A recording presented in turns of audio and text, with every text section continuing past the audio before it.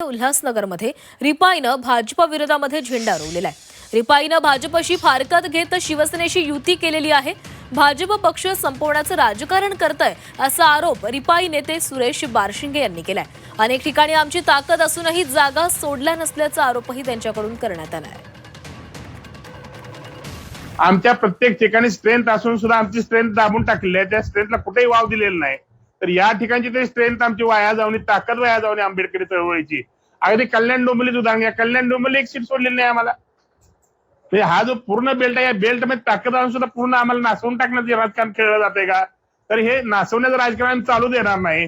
आम्ही स्वतंत्रपणे आमच्या ताकदीवर किंवा आम्हाला योग्य वाटेल त्या पक्षासोबत जाऊन आमची ताकद अबाधित राखण्याचा प्रयत्न करा निश्चितपणे।